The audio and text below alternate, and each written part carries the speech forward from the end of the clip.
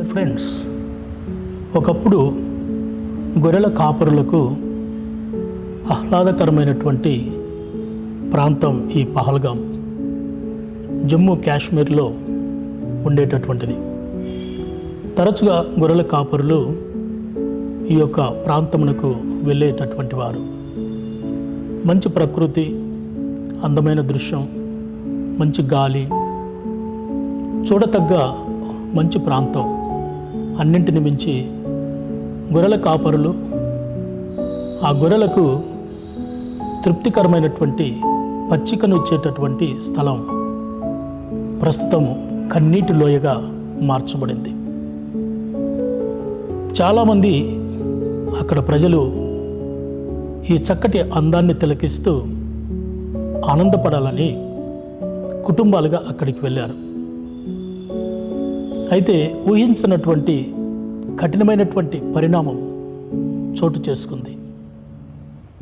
ఆనందపడుతూ కేరింతలు కొడుతున్న సందర్భంలో దానికి బదులుగా కన్నీరు, దుఃఖం, గుండె నిండా బాధ. ఇంతకేం జరిగింది?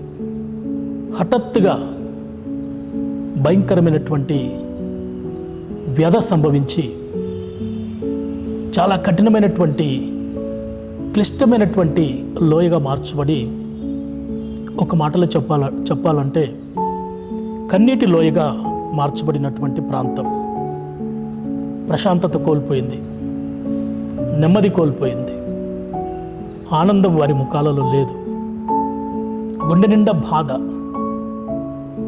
ఏం చేయాలో, ఎవరికి చెప్పుకోవాలో అర్థం కానటువంటి క్లిష్టమైనటువంటి సమస్య. భర్తను పోగొట్టుకొని భార్య విలపించటం, ఆ రోదన, ఆ బాధ వింటున్న మనలాంటి వారి హృదయాన్ని బాధ వైపునకు ఆలోచింపచేసే విధంగా ఆ దుఃఖాన్ని మన జీవితాలను కదిలించి వేసింది. ఏం చేయాలి? ఇటువంటి పరిస్థితులు భారతదేశంలోనే కాకుండా అనేక స్థలాలలో అప్పుడప్పుడు తలెత్తుతూ ఉంటాయి. పాపం అమాయక ప్రజలు కుటుంబాల సమేతగా వెళ్ళి దేవుని యొక్క సృష్టిని తిలకిస్తూ బదులుగా గుండె నిండా దుఃఖం, బాధ. కుటుంబములుగా వెళ్ళినటువంటి వారు ఒకరిని ఇద్దరిని కోల్పోయి బాధతో తిరిగి వచ్చేటటువంటి ఆ దృశ్యాలు, ఆ ప్రాంతం, ఆ లోయ అంత కూడాను కన్నీటి లోయగా, వ్యధలోయగా మార్చబడింది. ఈ పహల్గాము, ఈ లోయకు ఒకప్పుడు మంచి పేరుండేది. అందుకే తరచుగా ప్రజలు అక్కడికి వెళుతూ ఉంటారు.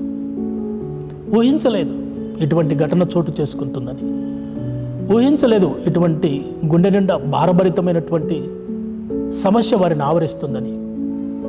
ఏం చేయాలో అని ఆలోచించే ఆ క్షణాల లోపు, ఆ కొద్దిపాటి క్షణాలలో జరగవలసిన నష్టమంతా జరిగిపోయింది.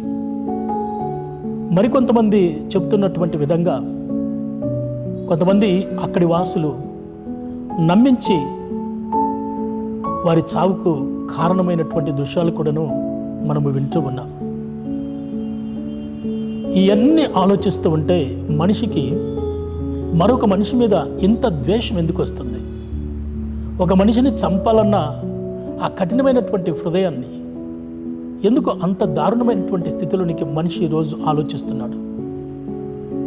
ఒక మనిషి మరొక మనిషిని బ్రతికించలేనటువంటి బలహీనుడు, ఆ బలహీనుడు మరొక బలహీనుని యొక్క ప్రాణాన్ని ఎలా తీస్తున్నాడు?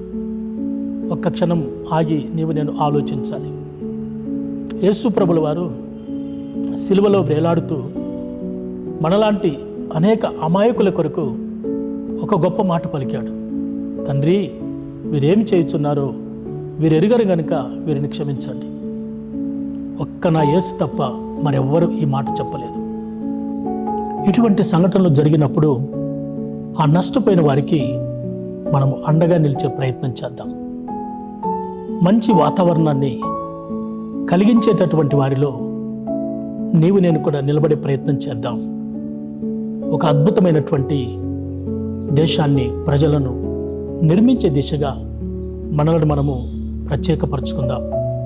మన నుండి ఒక మంచి వాతావరణాన్ని, ప్రశాంతమైన వాతావరణాన్ని కలిగి ఉండే దిశగా మనము వ్యూవర్స్ అందరూ అటువంటి మంచి నిర్ణయాలతో ఉండాలని ఈ కొద్దిపాటి విషయాన్ని మీకు తెలియజేస్తూ ఉన్నాను.